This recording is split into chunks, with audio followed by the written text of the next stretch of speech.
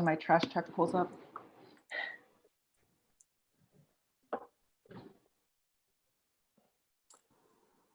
Okay, Kristen, we're ready. So whenever you want to start.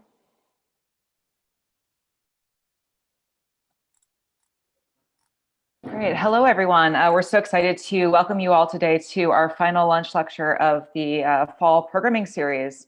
We have a really great group of people today to talk about the American Roundtable project. This is our last lecture for this fall semester.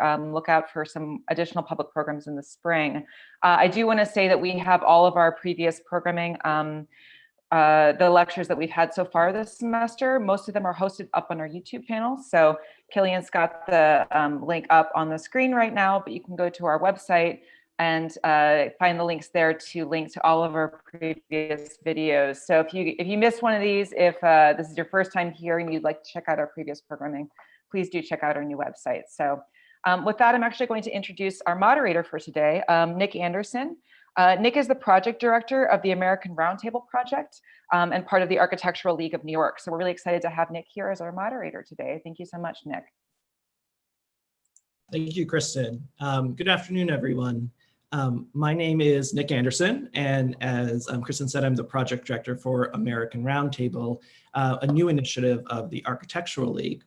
I'm really delighted to be here and first wish to extend my thanks to the Cleveland Urban Design Collaborative and Kent State University's College of Architecture and Environmental Design, and specifically to Terry Schwartz and Killian Riano for inviting me to participate in today's discussion and for organizing and hosting this event.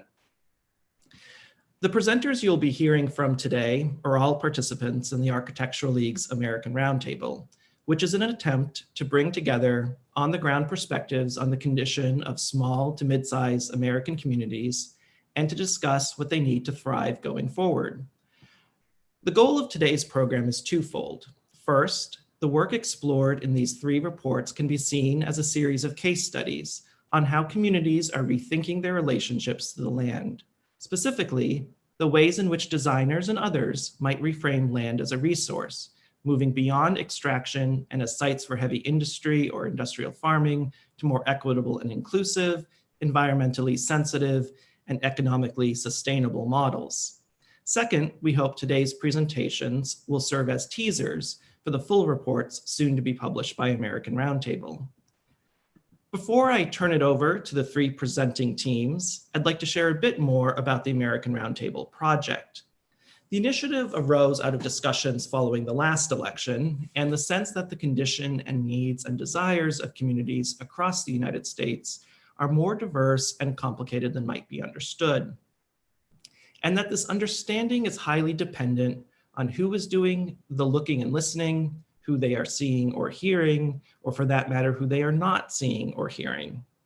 We further felt that there was a real lack of understanding of how communities, specifically through the lens of the built environment, were responding to different forces, changing economic drivers, new patterns of mobility, legacies of environmental, racial, class, and spatial injustice, volatile and vitriolic politics coupled with chronic short-termism and nearsightedness, the impacts of climate change, and of course, many others. The proposition at the heart of this initiative is that too often our understanding of more rural areas or small and mid-sized cities is reduced to caricature and oversimplification.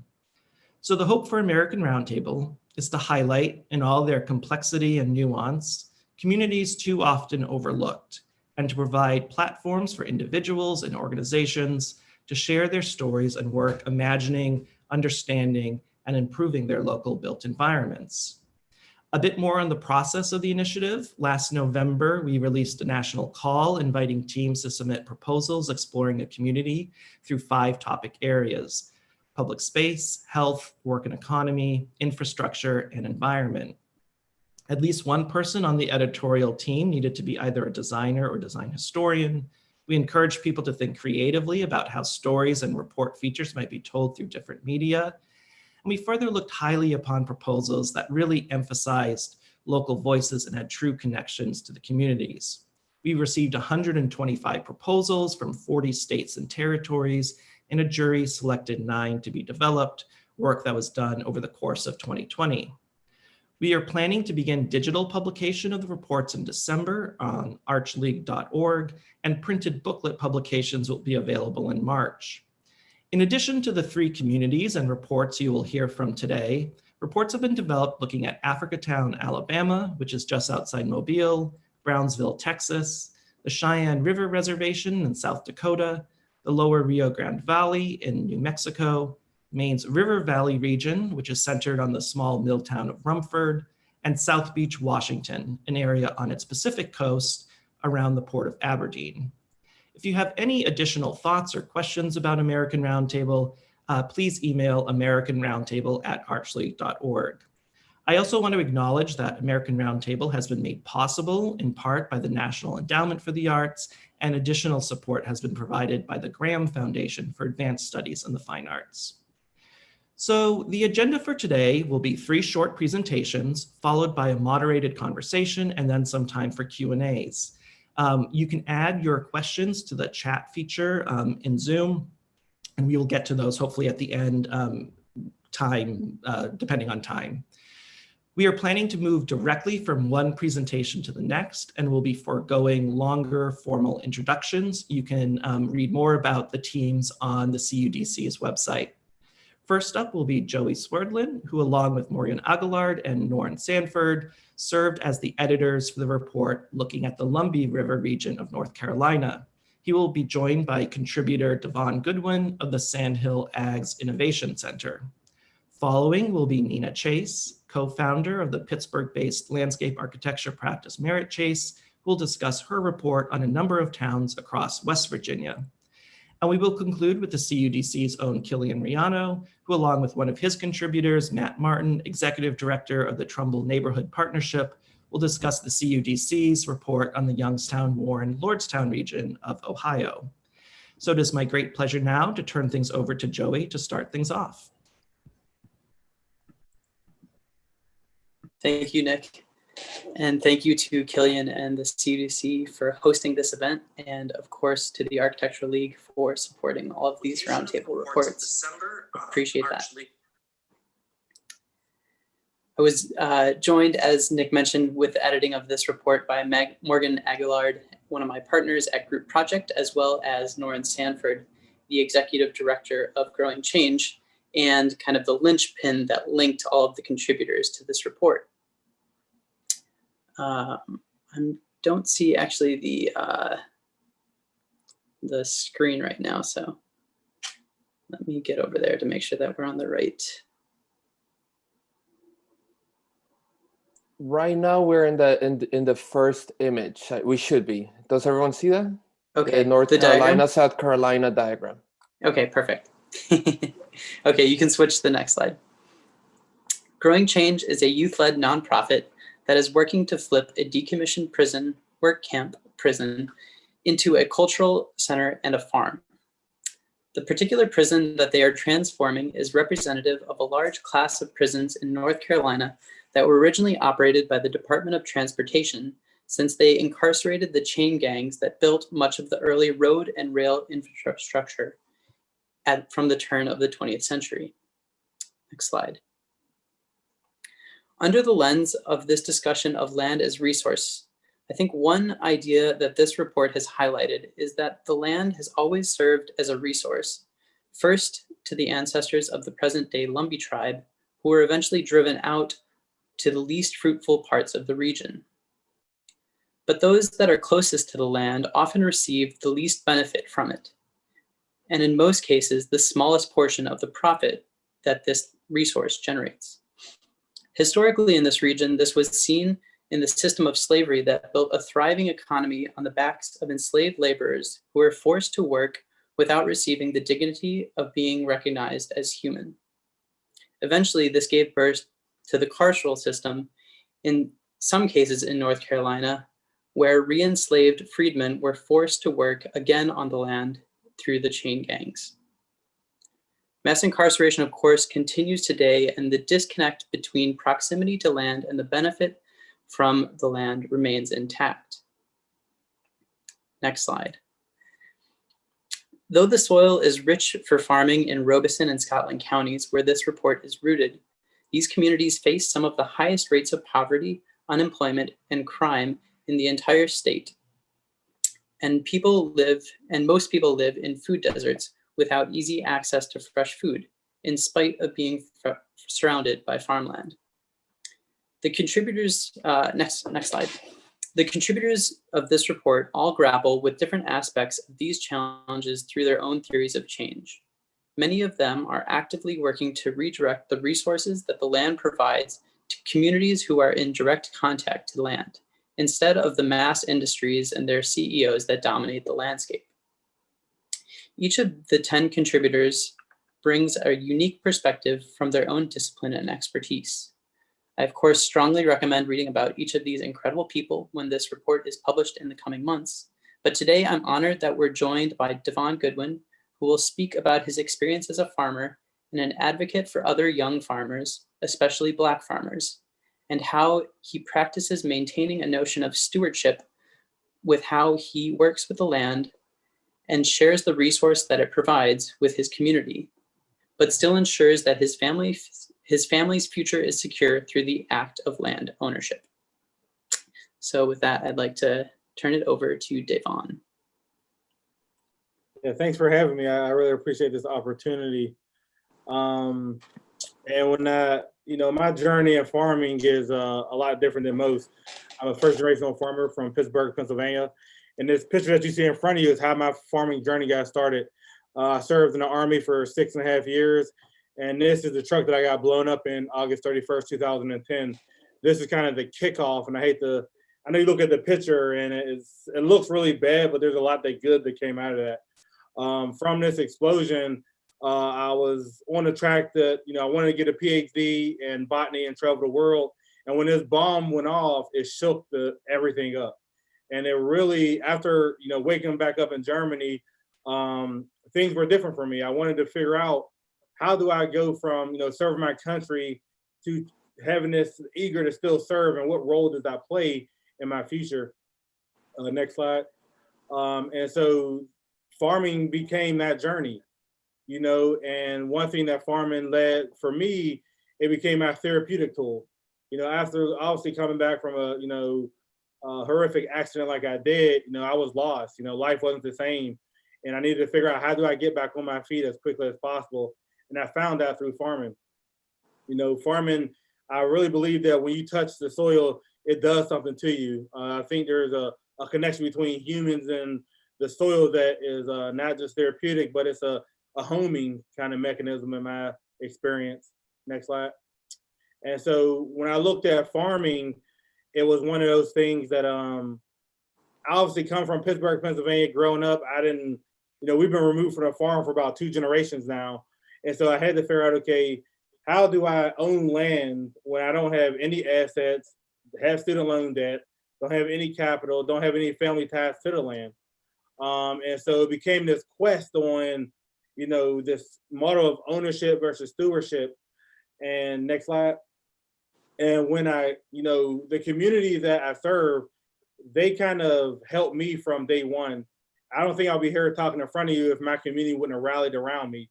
And so this huge notion between who has the opportunity to own land versus stewardship has always kind of plagued me from the beginning. And I think that just as a person, ownership is one of those things that I don't look at, because I don't think you can own a natural resource. I just don't think that's good for society. And so my model is more of a stewardship on, the new farm that we have. You can go to the next slide, Joey. The new farm that me and my wife bought, it's 42 acres. And we primarily grow grapes. And the whole model for us is leaving this property better than we found it. Obviously, like Joey said, Scotland County and Robinson County is high poverty. And the question I get all the time is, as a first generational farmer, and you trying to, quote unquote, own land and pay for it, why would you move to such a poverty stricken area? But I truly believe that there's a lot of wealth that is not monetarily that you don't see. In the community of Scotland County that I'm serving, without that community, I wouldn't be farming. And so my idea of making sure that my community is fed with the best healthy fruits and vegetables is what we're going to plan to do. And a whole roll around, obviously we have to pay the bills, but my job is not to exploit my community for any monetary gains. Is to make sure that we have access to food, and especially as a person of color, my job is to kind of rewrite the story of, you know, Blacks in agriculture. Obviously, the last 400 years of African Americans and people of color on land have not been a good one. And so I believe that it's my job and my family's job is to, you know, encourage other, you know, people of color to get into agriculture, because the roles are different now. You know, obviously, being in control of the land and getting the stewardship of the land is a lot different than my ancestors, you know, had the opportunity to. And so it's up to me to make sure when I rewrite that story, I write it in a way that has the view more of the stewardship than ownership, just because I don't believe in holding deeds is the way we should be looking at land. I think it should be, you know, how does that land function in the realm of our community, and how does our community function around the land in a way that we don't exploit them, you know, any more than we already have. And so that's how I look at, you know, my farming journey. You go to the next slide, Joey.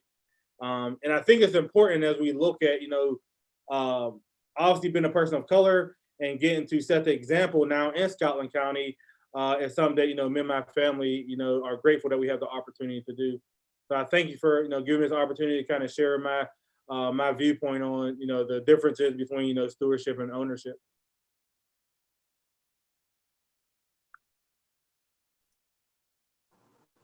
Thank you, Davon. We'll hand it back to you, Nick, I guess. You're on mute, Nick. Oh, Nick, you're on mute. I think you can go ahead, Nina. I apologize. I was literally just saying, and now I'll turn it over to Nina Chase to just talk about your work on Appalachia. Great, thank you, Nick. Thanks, and thanks again to the CUDC and the Architectural League for supporting this and having us all here. And thanks everybody for jumping on Zoom today. We're excited to be here. My name is Nina Chase. I'm a landscape architect, and I'm the co-founder of Merit Chase. We're a landscape architecture practice in Pittsburgh. And I'm speaking to you from Pittsburgh, which, if you don't know already, is the Paris of Appalachia. So we encourage you, Devon, to come back to Pittsburgh to say hi, and others to come visit. Our report is focused on communities in West Virginia. It's where I grew up. I grew up in Morgantown, West Virginia, and went to West Virginia University for my undergraduate degree in landscape architecture. Next slide.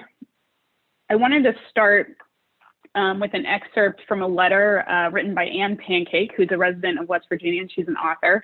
As part of our work for the American Roundtable report, we asked residents to write letters to future family members who might be living in West Virginia in the year 2120, so 100 years from today. So I'm going to start with her. This is a snippet from her letter. Dear Alexander, they say salamanders are one of those beings that can't survive what we've done to our places. A sensitive species, a coal mine canary. That's why I think of you 100 years from now, playing in your own West Virginia creek, Alexander Salamander.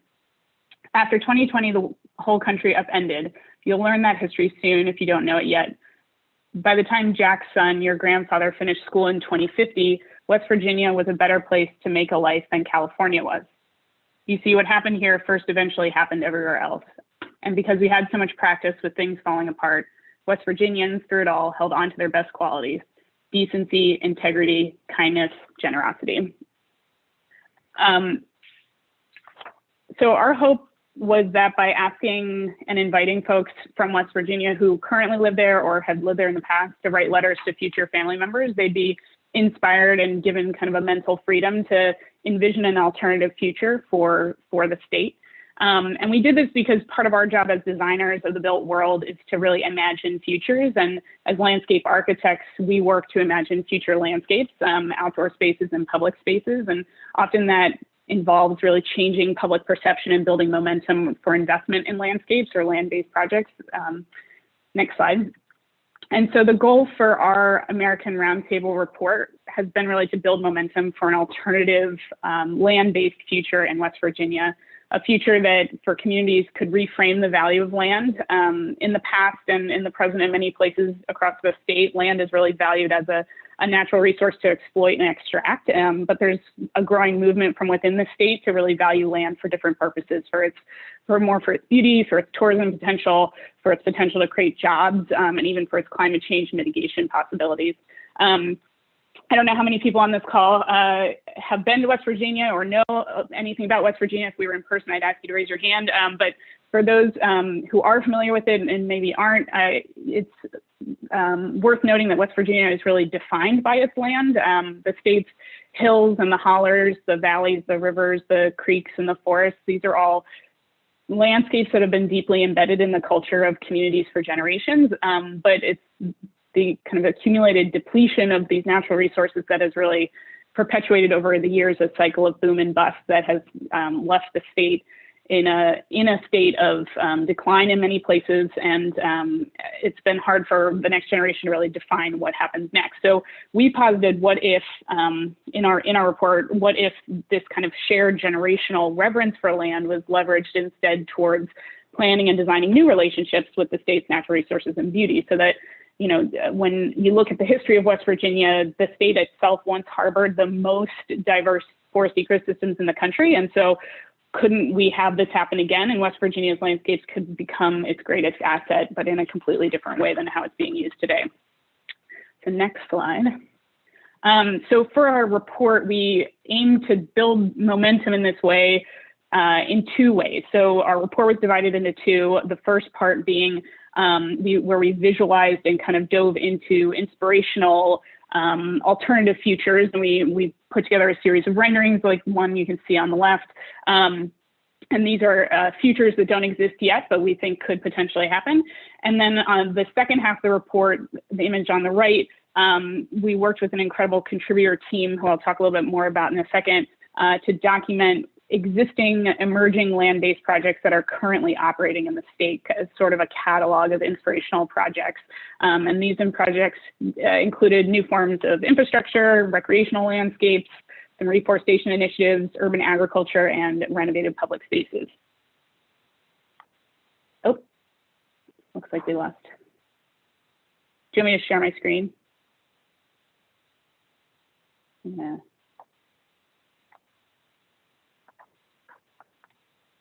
Can everybody see my screen? Thumbs up if you can. Okay.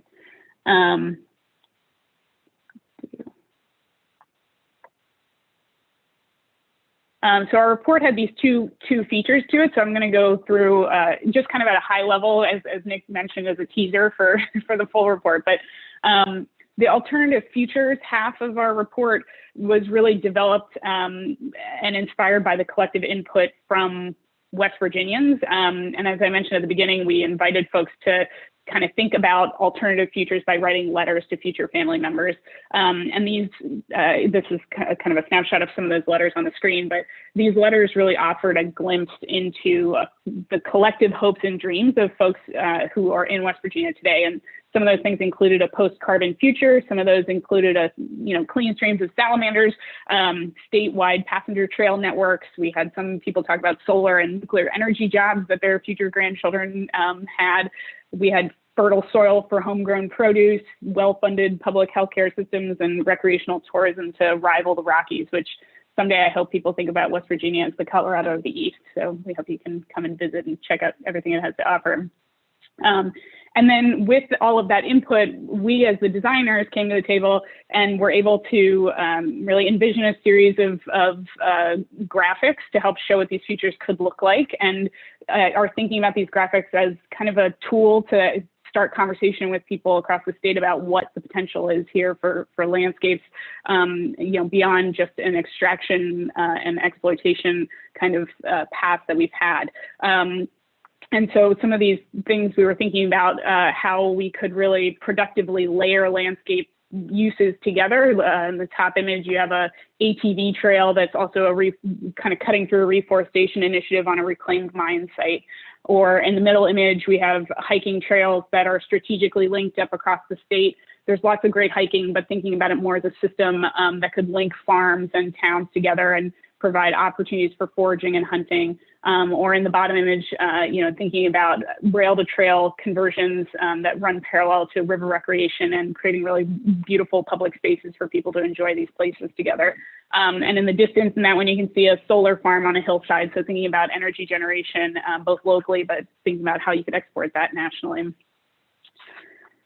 And then, so we had that as the first part of our report. The second half was really dedicated to cataloging places across the state where really exciting land-based projects are already happening, to show that it's possible, it's already happening, people are doing this work.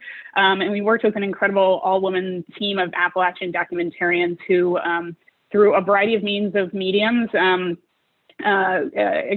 we explored the 5 themes for the American Roundtable reports. I don't know, Nick, if you mentioned that, but there are 5 themes for each of the reports that we touched on. So each report touches on infrastructure, health, work and economy, environment, and public space. So we had different projects in each of those categories get featured, and I'm going to give just kind of a high-level introduction to those.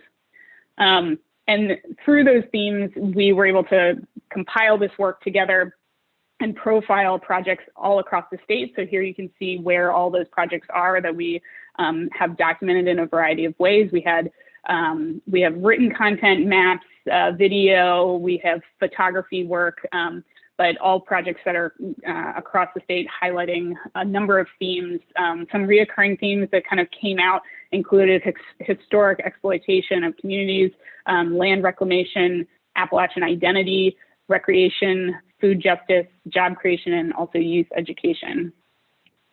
So I'm going to go through each one just quickly, just again as a teaser, but because we don't have as much time today, but once the report comes out, you can dive into these in more detail. But Caroline Felice Smith, who's a researcher, PhD candidate and designer at Harvard's Graduate School of Design, she tackled our infrastructure theme, and through a series of, she did an essay and then mappings. She was looking at the history of infrastructural investment across the state and how it's directly tied to the mining industry, specifically coal industry. And she explored the themes through the failure of a bridge in one town in Vulcan, West Virginia, where it got so bad where they couldn't get funding that they actually reached out to the Soviet Union to get funding because the state failed them so terribly. And then in addition to infrastructural history, she was also positing that, you know, as we look to a future that that's more landscape based, we need to think about the landscape itself as a foundational infrastructure and support that with financial infrastructure as well.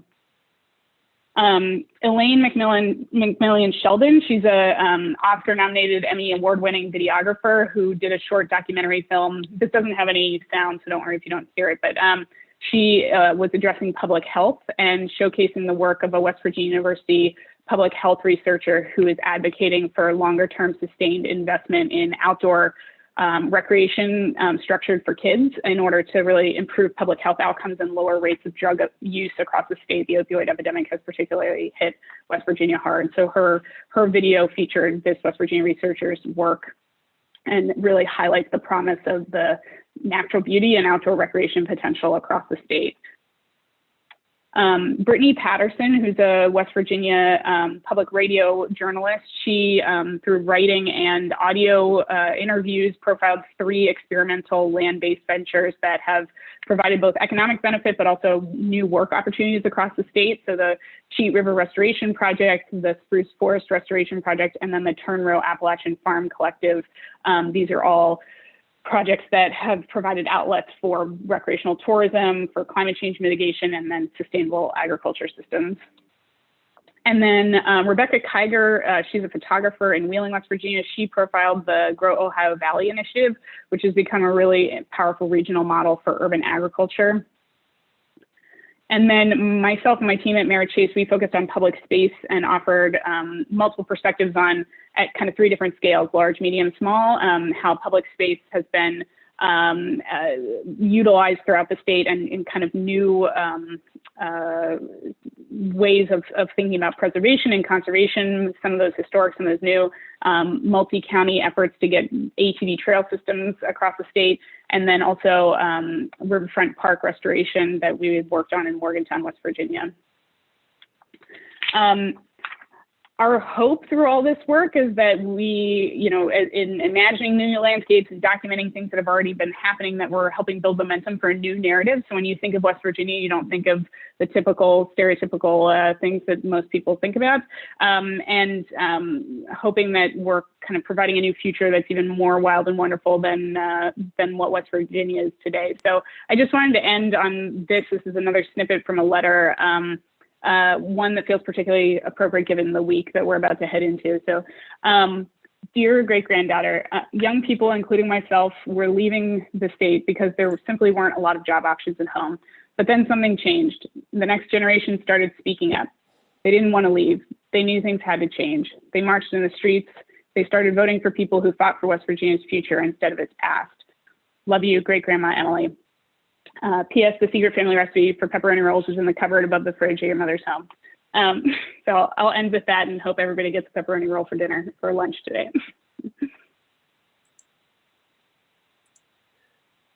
Thank you so much, I don't know Nina. if Killian's I'm back back on. Okay. Okay. Do you want me? I can just keep going with the slides here. I'll just share mine. Don't worry. Okay. Let me stop that. Okay. Hi everyone. Sorry, I was in charge of moving the slideshow and lost the internet there for a second. Thankfully, everything else was working. Thank you. My name is Killian Rianoy. I'm the Associate Director of the Cleveland Urban Design Collaborative at the College of Architecture and Environmental Design at Kent State University. And I was one of the, I was the editorial lead for our report on the Mahoning Valley in Ohio. We all have been working there for a while, but my personal experience has been coming over the last 5 years when I was bringing students in from Parsons, and we were working with many community groups in the area, but specifically the Trumbull Neighborhood Partnership. Matt Martin, its executive director, is going to join me in this presentation later on and describe a little bit of one specific project. And then we have other contributors that are going to join us as well. The large narrative for this area is that it's an area that really created the steel that built America, that the steel mills, the history around the Mahoning Valley is one of work and industry. One of the first cars, the Packard, was built not that far from where this shot is taken, before Detroit was even Detroit. And then since the 60s, as for many global economic reasons, the steel mills, the car manufacturers, many of the folks that were here at a large scale began to leave. They led to a major loss of both jobs, but also of population. So major population losses over the last 50 years, where we have now about half the population. And with that, as you would imagine, it puts pressure on a lot of the systems that govern a city. So we looked at the history of this area through its work. And that doesn't mean that through that historic way of working, but also new potential futures in which, and projects that are going on now, how folks are dealing with the realities on the ground and how they're moving forward. So similarly to what Nina just presented, I'm going to go through the 5 different points. I'm going to share with you a little bit of each one of the contributors and the contributions, and then we're going to move. I'm going to ask Matt to describe a little bit more about Build a Better Warren and Trumbull Neighborhood Partnerships. So this is the Mahoning River. This is Warren, Ohio, Youngstown, Ohio. And the first contributor is Dr. Helen Liggett, who looked at the public space in the area.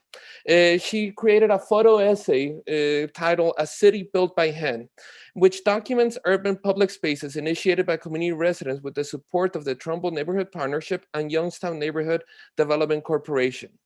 Her work looks at the transformation of vacant lots into civic spaces at the level of experience, revealing how they become incubators for civic life and local economic activity.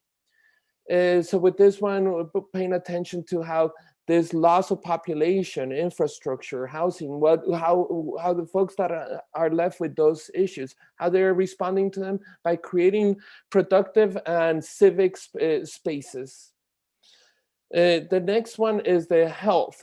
For this one, Kristen Sieber, project manager at the CUDC, and myself partnered to create two contributions. Number one was a series of maps that look at healthcare as both the promise that the health, eds and meds kind of corridors that many communities are putting their hopes on, and looking at what's happening on the ground with the health as an economic driver and as an anchor institution. one of the things that we found is that the healthcare employment is going up even as the total employment goes down, but the kind of jobs are not available for everyone.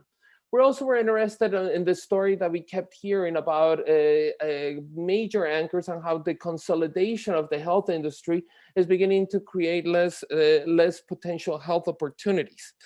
Alongside with this and focusing on anchors, we wanted to bring out a story that's happening in the larger kind of Northeast Ohio area, which is the Democracy Collaborative, which has created a series of cooperatives here in Cleveland, looking at how the Cleveland Clinic can be an anchor institution. They are taking that theory around the anchor institution and creating a network of hospitals that are hoping to become participants in their community, amping up the community benefits agreements and other work to really focus on health at a community level with potential outcomes that include everything from food production to larger civic and social improvements, including architecture and urban design improvements. So we focused on those two things, health as potential employment, and then these theories around anchor institutions that are in many ways arising out of here. The local hospital in Youngstown, the Mercy, is part of this larger network.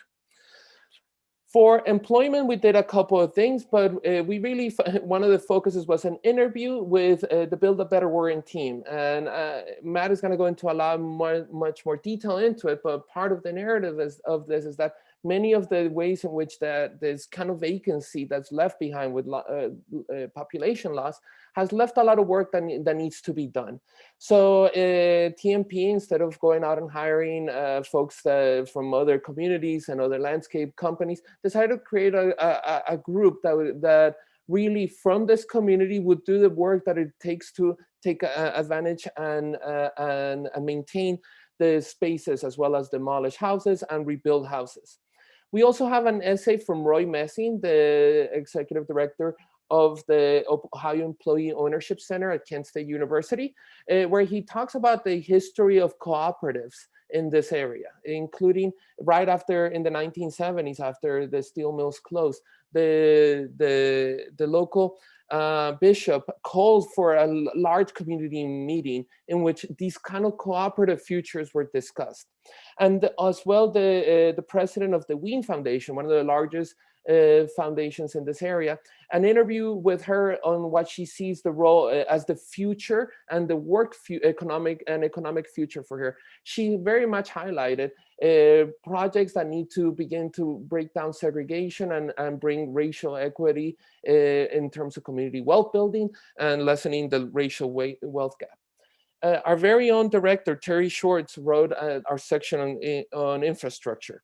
And for this, she looked at several years ago, the Youngstown, Ohio, conducted an experimental program to decommission roadway infrastructure and allow disused pavement to return to nature. Again, dealing with the shrinking of the city.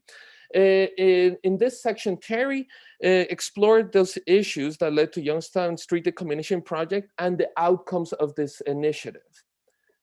Then for the environment piece, we followed the story of the Mahoning River. This is what the Mahoning River looked like. It was seen in the area as a real asset for the industry. A series of dams were placed upon the river in order to bring the water into the steel mills to cool the plants down and then put that water back into the river. As you can imagine, that created an environmental problem with toxins at high levels, ever from the 60s being found in here, as well as the temperature. So there was also a fauna problem in which the water would come in at temperatures that would kill all the animal life around here. So now there's a project headed by the Eastgate, which is a group, a collective almost of local governments in the Trumbull, Mahoning, and Ashtabula counties, to decommission these dams, take them apart, and begin to improve the overall environmental quality of the area. But they're seeing this through an economic development lens. that improving the health of this river also means potentially bringing jobs into the area by increased recreation. We also have an essay by landscape architecture professor Charles Frederick from Kent State University, who has been looking at this issue through a more academic and poetic lens of what a river means to a community. With that, I'll turn it over to Matt Martin. Okay, thank you, Killian. Matt, you muted yourself. All right, sorry about that. Thank you, Killian. Thank you for having me today. I'm Matt Martin. I'm the director of Trumbull Neighborhood Partnership. So as Killian mentioned, we serve Warren, Ohio. So I think maybe we could say we're the Paris of the Mahoning Valley, but Youngstown might disagree. Nonetheless, so and we're a community development organization, sort of in a conventional sense. One very different aspect of our work compared to other CDCs throughout the industry is that we also manage our county land bank. So that provides us a huge advantage. Not a lot of time today, so I'm not going to go in depth into like what the land bank is and all of that, but I'm glad to follow up on all that stuff another time. I do want to get to the Building a Better Warren program, but to get us there, I'll back out and talk about Warren a little bit. Population 39,000. Our peak was around 63, 64. So we have lost significant population for the reasons that Killian mentioned. Our organization has existed for 10 years. When we started, our first activity was to do sort of twofold: do an inventory of the residential housing stock, and then do a series of community meetings, door knocking, and getting feedback from residents in order to create strategic neighborhood plans. So our work, at least in the early part, focused almost exclusively, or at least primarily, on residential neighborhoods, increasing the quality of life in residential neighborhoods. We work in housing, we work in food access, we work in community organizing, but we'll talk about housing today. And unfortunately, based on the population loss, when we talk about housing in Warren, we are inherently talking about the need for demolition alongside the need for home ownership and renovation. So 1,500 vacant houses that we counted back in 2010. Since 2013, when we took on the contract to manage the land bank, we've demolished over 1,000 and we've saved over 500. We're obviously in this for the 500 that we saved. We're in this for the home ownership. The reality is that these houses were abandoned for, in many cases, so long and so deteriorated that they just had to go. And we heard that overwhelmingly from neighbors. We also just don't have the population to support, renovating all of them. So we sort of perform a triage when a property enters into our inventory. Is it a demo? Is it not a demo? And I could talk another time about what happens if it's not a demo. But and Killian mentioned that, the idea of using contractors. In the early years, I began to notice, I was signing a lot of large checks to contractors to do a lot of our work, anything from the demolition itself, the renovation, the landscaping, landscape installation, which the demolition dollars that we use allows for $6,000 on the heels of the demolition to be used for greening projects, which is huge. And there's nothing in the world wrong with using contractors. Our contractors are local, the money stays local. Our first allocation for the demolition dollars that this all sort of stems from was around $7 million. But we kept getting more money. We kept getting reallocated more money because we were prepared with those neighborhood plans in 2015. And we really were able to literally set them up and knock them down and move through the list. So once our allocation reached $13 million, we started to really revisit what we conceived as a responsibility to look at creating employment opportunities Those neighborhood plans that we released in 2015, we made a decision that we owed it to our community to create full-time year-round jobs with the same health and other benefits that I have or anyone else in this office for our residents. We still do use contractors for the demolitions and for some other larger things. I don't want to get into that business. But our crew, which you just saw a photo of, they're doing, you see the activities that they're doing. They spend all summer mowing lawns and doing landscape installation. They also are participating in our renovations and doing deconstruction before a demolition. So this is something that's a huge point of pride for us, this jobs program. I don't think in 2010 that we necessarily we knew what we wanted to accomplish in the community and what success would look like. I don't necessarily think we had the vision at that time that we would be able to create labor jobs here. Of course, we know we'd have programming positions here as a CDC, but once we, like I said, once we saw $13 million, we realized we got to find a way to make this work. And it wasn't easy to do. We did get a grant from the Department of Health and Human Services Community Economic Development Program, but it doesn't pay wages. That was for the garage, the building that the program operates out of, and some startup tools, trucks, trailers, mowers, other stuff like that. We've continued to raise funding for equipment, but it's important to note all the wages are paid by their labor. So in other words, we're billing landscape installation or landscape maintenance to the grant. We have several other contracts with municipalities to do their landscape maintenance, things like that. So the program is sustainable through grants, but nonetheless, we're essentially, buying their labor and selling the labor. It's just the reality of it. Somebody mentioned earlier a co-op. When we started kicking around the idea of building a better Warren, we really wanted to do a co-op, and I do think that that model is something that could be attainable.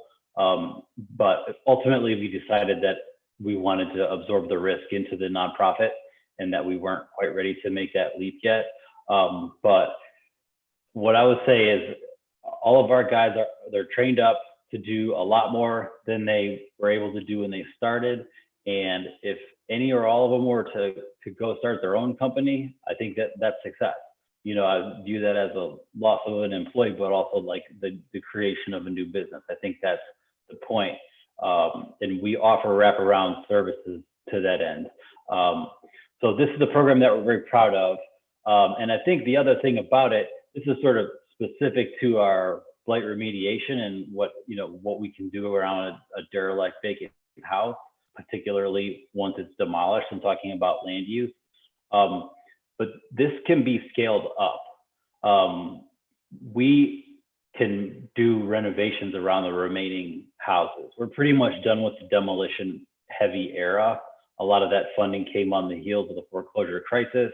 We're unfortunately now on to the next crisis. So I just want to close with that point that this can be scaled up, not to the numbers of the jobs that have been lost at Packard, Delphi, Lordstown even, but this is something that can be successful. So I'll leave it there and get us onto the next part.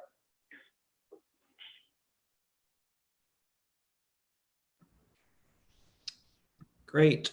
Thank you all for some really interesting kind of discussions and as I mentioned before, sort of teasers to the full reports. As you can see, there's a huge amount of diversity in terms of the material in not only each report, but then across all 9 reports. So I really encourage everyone to check those out starting in December, and hopefully you'll be hearing about those and kind of where to find everything through all of the various institutions that are involved. So we do have a bit of time for some discussion and Q&A. As a reminder, please add any questions into the chat feature and I'll moderate those. But to kick things off, I'll start with some questions. And it's been, really interesting across all three reports. You really see how land shapes the identity of a region and its people. And in various testimonials and first-person narratives, including the reports, you really see how sticky that sense of identity can be, whether it be through the coal industry in West Virginia, manufacturing in the Mahoning Valley. So my first question is to get your thoughts on how buy-in could be had for change, and what designers or others involved in community making can do to help shift people to sort of new ways to view their land, even if that means a real change in identity, both for themselves and for their communities. Nina, I was wondering if maybe you could start. Yeah, it's a really good question. I think that was part of why we wanted to showcase projects that are happening across the state, in addition to kind of positing this idea of how to reframe thinking about land. Obviously, there are already people doing that work. So how can we show that this is happening, it's inspirational, and get people excited about it? But a lot of these projects are happening in maybe a smaller part of West Virginia, and it's not known in other parts of the state or nationally for that matter. I also think that for the idea of, we talk about land and it has such a broad kind of connotation. Everyone I know in West Virginia has some connection to land in some way or another. Either they have a garden on their 30-acre homestead, or they work in the coal industry, or they're a landscape architect who lives in Morgantown, West Virginia. I have a number of friends. There's so many connections to land in different ways, but to kind of ground everyone's interest in it as a common ground is what I think then could get the conversation going around how to think about it differently, since we all have a connection to it in some way. And it's not just folks from today, it's multi-generational, and and it's something that connects everybody in West Virginia in a variety of ways. But to get people to think about it differently, you want to show inspirational projects or show inspirational alternative visions, and that's what we're hoping with the report, that we're contributing to a conversation that is happening across the state with academics and photographers and videographers, but there aren't a lot of designers as part of that conversation, and we have the tools to kind of facilitate those conversations and visualize futures in a way that I think is a little different. And so hopefully that can help start to create that momentum I was talking about, to shift the way people perceive it.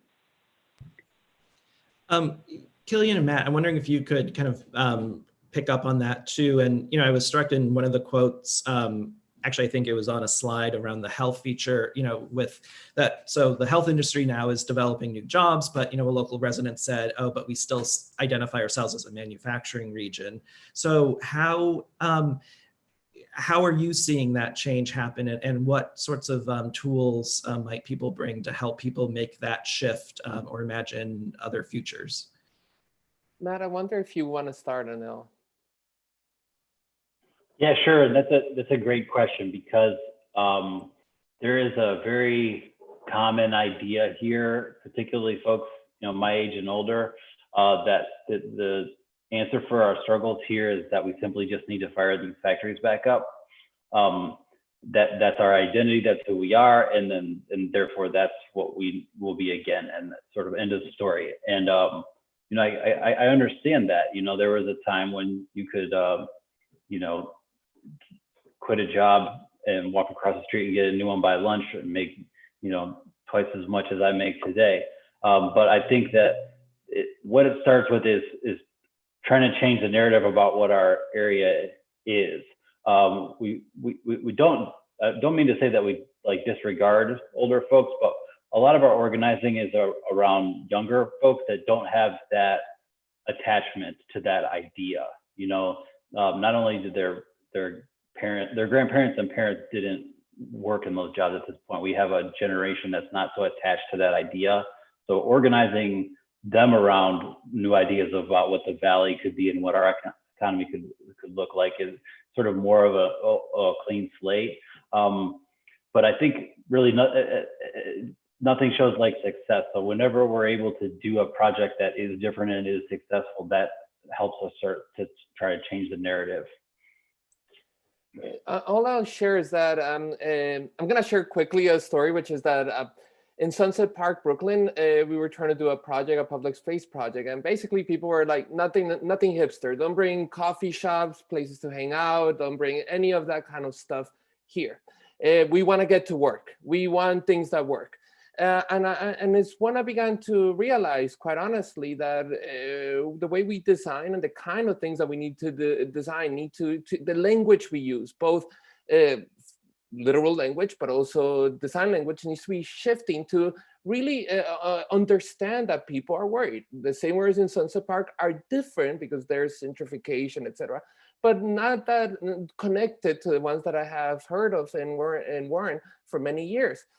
People are interested in their future. They want an agency in what they want, in the kind of things that they want to do in their community. And what I will put on the table is that I think that one of the most interesting things around the Mahoning River project is that begins to talk about an environmental project in language of jobs, in language of a future for folks here. Something that, quite honestly, a lot of people that keeps also coming up, which is keeping people in these communities and attracting new generations of younger people. So I think that the language around that, and for example, this major effort to remove these dams, all couched around languages around work and bringing life back into these communities, is something that I think is worthwhile thinking about. Joey and Devon, feel free to respond to that sort of question as well. But it's also interesting in that the agricultural initiatives that you were speaking of, as one model of showing a more positive future. And I was really interested in Devon, what you were saying, sort of thinking about new ways that the African American community can kind of rethink a very troubled relationship with the land. So I'm wondering, if you could kind of share your thoughts on this kind of broader question, but also talk about kind of questions of scale and how one can move from what are in effect sort of starting to be sort of niche markets, but then how that might be able to go bigger and to have sort of transformational effects across the community. Yeah, so I think the biggest thing that I think a lot of people get wrong in agriculture is, especially when you're not from that community, we tend to always think that we know what's best for a community without being associated with that community. And I think oftentimes, that oftentimes happens of communities of color. Oftentimes, whites may say, well, I think you may need a community garden because I see that you're food insecure. And the question I always get is, who told you that? That may not be the answer. That may not be, it's your answer for your community because it works in that maybe that demographic, but it doesn't work for everybody. So with me and my wife, what we do is we just blatantly, our farmers pick your own. So you come out and you can pick your own grapes, blackberries, and that time is not just for fellowship, but it's really to kind of hone in on, as a farmer and a farmer that's not from the area, what do you want me to grow?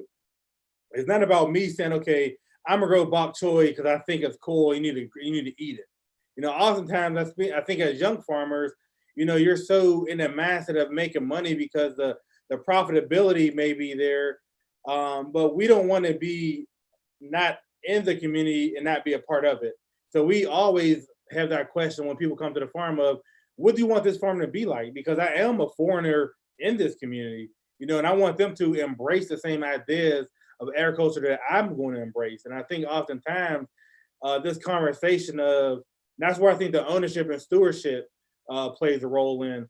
And I think if we come in from a different sense of, what is best for you and get the inputs of the community before we ever put anything in the ground, I think that relationship between the community and a broader sense of agriculture, is played out, because it makes me feel good because people now know that we're there, and the fact that I'm a first generation Black farmer, it's amazing some of the looks that we get and some of the conversation that we get and some of the prouder moments of the African American community that I'm there and that I'm showing up, and it's amazing the difference between some of our elderly white neighbors and some of our elderly Black neighbors. I can just give you a quick story. When we first bought the property, my neighbor, she called the state police on us because she didn't think that we owned the property.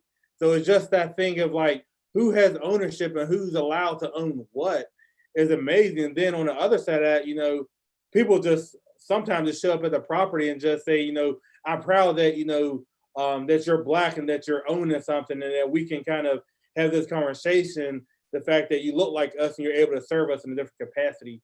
So it's just amazing how we look at agriculture in a different sense around the whole community. Thanks. Joey, do you have anything that you'd like to add to that?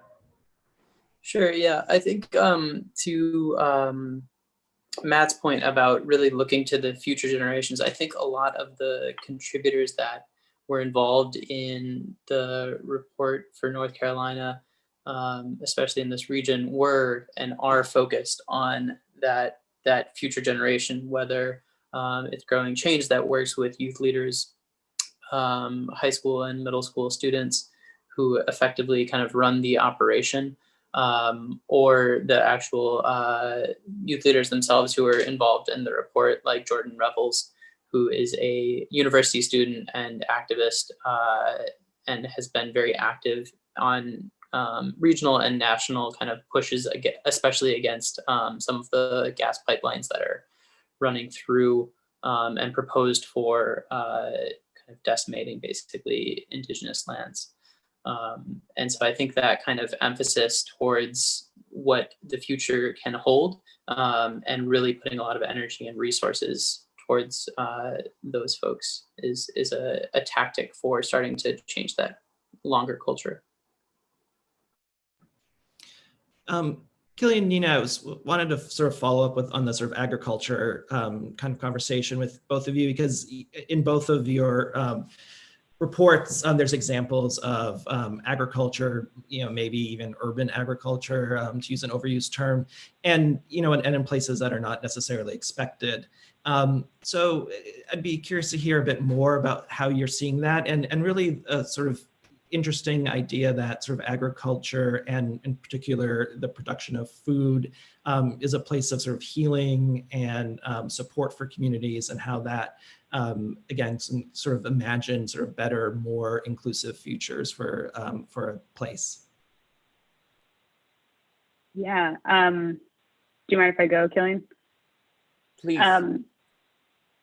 So one of the features in the environment section was documented by Rebecca Kiger, who's a photographer in West Virginia, and she followed the work of Grow Ohio Valley, which is it is an urban agriculture initiative in Wheeling, West Virginia. Wheeling is quite urban in its density, but it suffers from a lot of the similar problems that we've been hearing about today, with a lot of vacancy.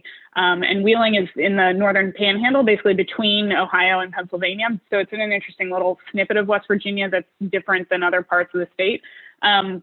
But Grow Ohio Valley has become a regional model for urban agriculture initiatives. One, because it has kind of taken the angle of reclaiming land across the city in Wheeling of a whole variety of types. So there are vacant lots that used to have maybe a house on them. They've taken over vacant hillsides. They have taken over old vineyards that were once active. They've repurposed farms that did exist. They are under highway overpasses. They're using all sorts of different types of land. So as a case study, it's really interesting because they have experience with lots of different typologies of kind of leftover vacant landscapes. But they also have, and I think this is their success in terms of being really an incredible asset to the community as a whole, is they've built out a really robust system for food distribution. So it hasn't just been about the growing of food, which is how they started and was very much the beginning portion of their work, but they've now set up a whole food distribution system that is very well funded and incorporates access to schools. So coordinating a mobile food farmers market that goes to schools during school pickup hours. So, and they have funding to actually just give food away to families who need it.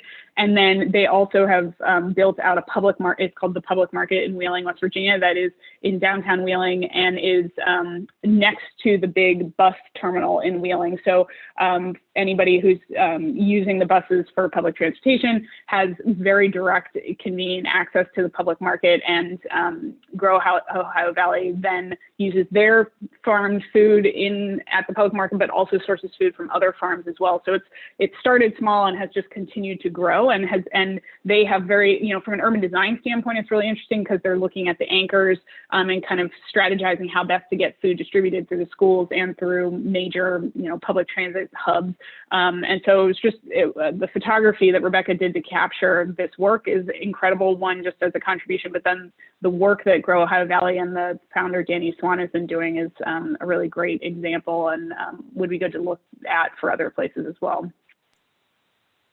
I'm wondering if Dr. Helen Liggett, I know she's here, and if you want to maybe respond a little bit. I know she produced the photo essay. Helen, are you here?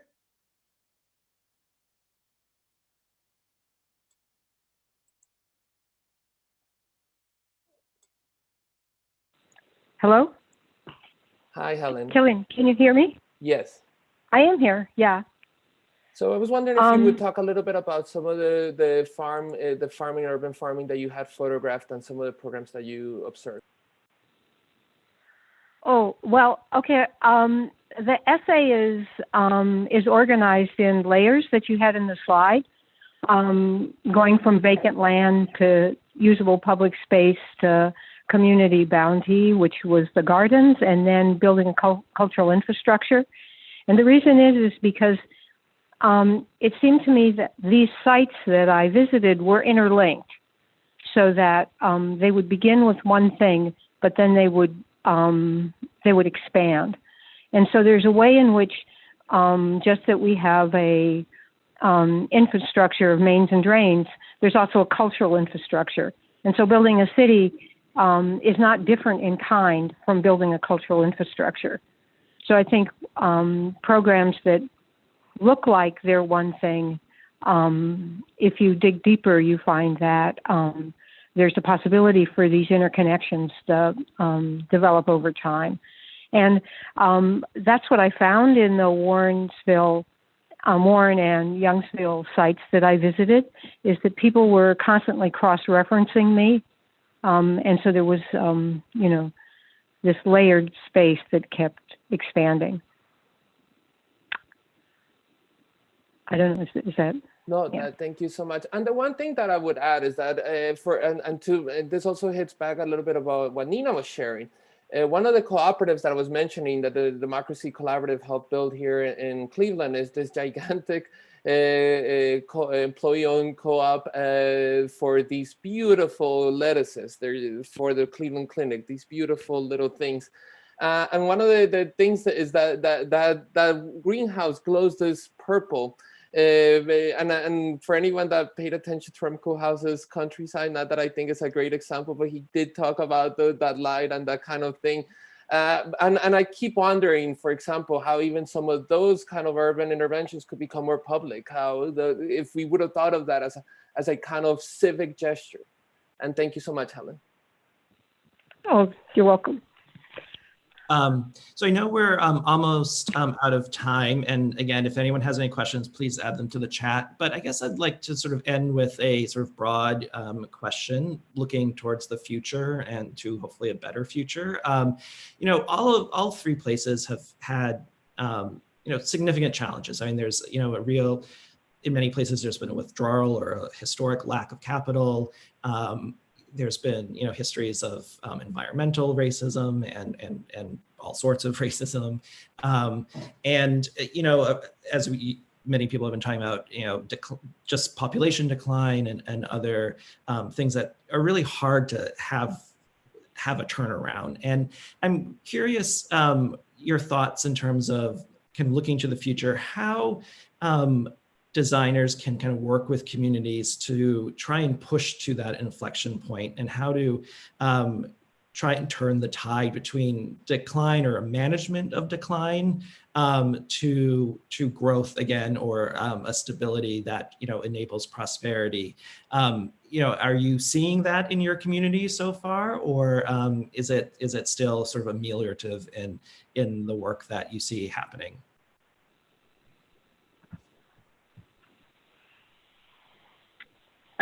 I think it's a little of both, but I think to your question about the role of design, that was something that we were really interested and excited about the American Roundtable initiative for, and we were very thankful that the Architectural League kind of put this out and as a call, because I think it's really important for designers, and the way that we think about the world is different than the general public, and I think it's really important for designers to be part of these conversations that are happening in communities about how to create hope for a different future. And you know, I'm from West Virginia. A lot of my friends live in West Virginia in a number of different places, some that are doing better than others. And there is generally a lack of hope in many ways. The politics are not hopeful in my perspective, and jobs can in many places are hard to come by, and the public health crisis of the opioid epidemic is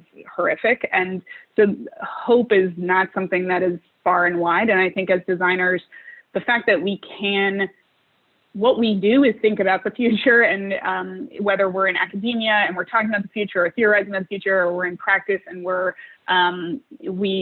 that future is, a year from now and we're designing a new park on a riverfront.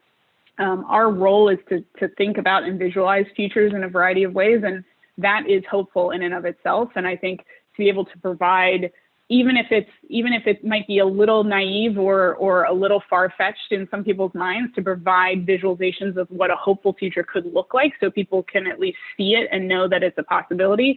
And then, through our report, we were showing all these case studies saying, hey, these things are actually happening. They might not be everywhere, but they are happening, and they are funded and there is the possibility for this to be happening in other places. Maybe that can be a source of hope. And I would challenge other designers to put yourself in a role of advocacy in that way, because I think it's something that's much needed across the country and communities all over the place, and not just on the East Coast. And it's one of the reasons why I'd lived in Boston for a number of years. It's one of the reasons I moved back to my home regional landscape to be, Pittsburgh's the big city for West Virginia in many ways, but it's not West Virginia, it's still Pennsylvania. But it's one of the reasons I moved back. And I would hope other people could do the same, because I think it's really important, especially now.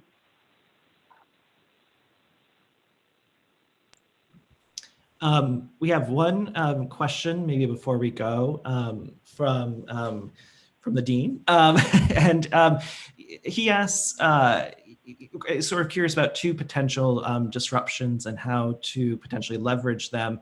Obviously, the pandemic, and then the potential for a large infrastructure initiative from the federal government.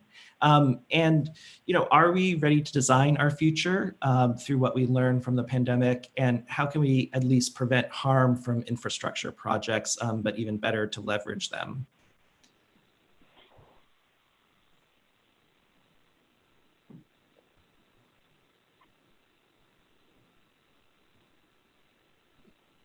Anyone want to take a stab at that one? So there's a couple of things, especially with the pandemic. So one thing that I wanted to go back to the last question that I think is going to begin to come into this one is that in some ways, what the pandemic is doing, and I think Matt put the picture in our head about this happened in Pittsburgh and many other communities, I'm sure, all the time, and in Warren for sure. The industrial side is right around neighborhoods, right? So the idea of working and residential has always been a lot more linked than in many more, especially because of the historic nature of specifically the Golden Triangle in Warren, one of the first kind of industrial sites of its kind in the country, kind of anywhere. Like literally you have one of the first GE plants building light bulbs ever next to a house. That does not happen now in many of the planned communities and in the kind of places where more straightforwardly kind of modernist patterns of planning have been put forth. So there's already kind of a place to think about residential and work communities. And this goes back a little bit to what Nina was saying. Although the tack we took is that we're working on other sets of projects that through federal grants and kind of coalitions of people on the ground, we're beginning to work to redesign some of these places to add both better ways in which this jobs areas can work, pipeline opportunities, recreation opportunities, and better connections to the communities around them. So this work continues and it's going to grow. The pandemic has shown both two things. Number one, that people want things that are closer to home, better, like what people are calling 15-minute communities and these kind of things. That's one thing. Number two, that the potential to work from home is opening places like Warren and many other places for potential reimagining. There's both incredible possibilities and dangers in that, right? Folks being priced out, folks. So I think it's going to be part of this design imagination, how to make sure that the local folks can continue to be there, right? Like the fact that you can buy a home in Warren for even a fraction of what it even costs in Cleveland, that doesn't begin to change it in dramatic ways that the community is just not really ready for. And for some of the other stuff, what I would say is that, I think that one of the things that I'm most heartened by is the nationwide Green New Deal studio, for example, that's trying to reimagine, or organized through the McCarr Center and folks imagining what these large-scale potential futures are. And I think that, knowing Billy Fleming from the McCarr Center, et cetera, really kind of playing this game. And I think that Nina described it well, and we see it the same way, that both understanding the everyday patterns and the way that the communities are already organizing themselves to begin to address these issues, and then a large scale and constantly playing between those scales, seeing what things can scale up, what new things can come up, what things can be added, are great. And I think a larger kind of framework that could help reimagine that and accept a certain amount of the change that is coming, almost whether we want it or not. A certain amount of automation is going to continue. A certain amount of the kind of patterns that we're seeing are going to continue. How can we both accommodate that in ways that really help the communities that some of these larger moves have hurt up to now? Yeah, I'd like to reiterate that as well. I think at least for the way that we have been thinking about this report and kind of how we've been thinking about the work that we do with Group Project, partly in part due to the fact that we are working in a place and community that we are not locals at. So Morgan and I are both in New York and New Haven, and we've been working with Growing Change and the other contributors for the past 3-4 years now remotely. And so I think that kind of enables this as well, but we see ourselves very much as kind of secondary members to supporting the efforts of local activists and people that are on the ground. And so I think in that realm, it's not necessarily that we are out front kind of leading these charges, but we are offering whatever resources, visions, as Nina was talking about as well, to kind of amplifying and enticing, making these visions that these people on the ground have more enticing and more palatable, whether that's to community members or to corporations that might be lending grant money or other resources. And so our role is very much supportive of those efforts that are on the ground, and that's how we kind of see ourselves plugging into those types of efforts and initiatives. Great. Well, thank you, everyone. I think we are at the end of our time, but I'm really thrilled at kind of how future-oriented and hopeful a lot of the comments and discussion has been, and hopefully that will carry on through next week and forward. So with that, again, thank you all for your fantastic presentations and sharing your thoughts and ideas, and for everyone for joining us this afternoon. And be sure to check out archleague.org starting in December for the full reports, in addition to 7 others, and much more to come and additional discussion. Thank you all. Stay well.